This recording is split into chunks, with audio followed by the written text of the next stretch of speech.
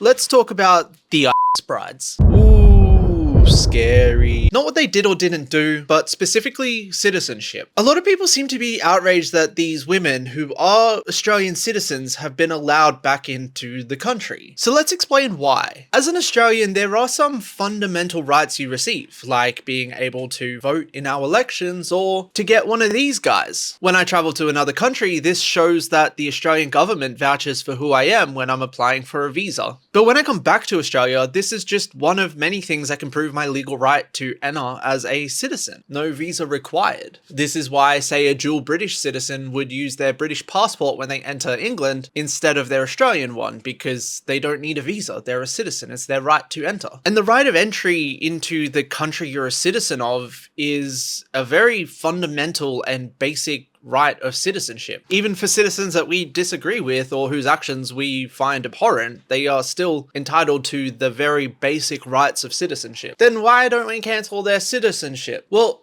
Australia is also a signatory to the 1961 Convention on the Reduction of Statelessness, which broadly ensures no person can become stateless. That is, they have to be represented by some country. In essence, neither I nor Australia can renounce my citizenship unless I gained citizenship somewhere else. For these ISIS brides, they don't have a secondary citizenship as far as I'm aware, and so Australia is bound to ensure that they are covered by our citizenship. How does this all relate to the brides though? Well, Australians fundamentally have a right to enter Australia regardless of their beliefs or actions because they are citizens. They have to have a country to call home. This is why arguments like how did they pass a character test don't work. Citizens don't take a test to enter. They are just allowed to. Nor do they lose their citizenship because of their actions, because that would make them stateless, and we cannot legally make someone stateless.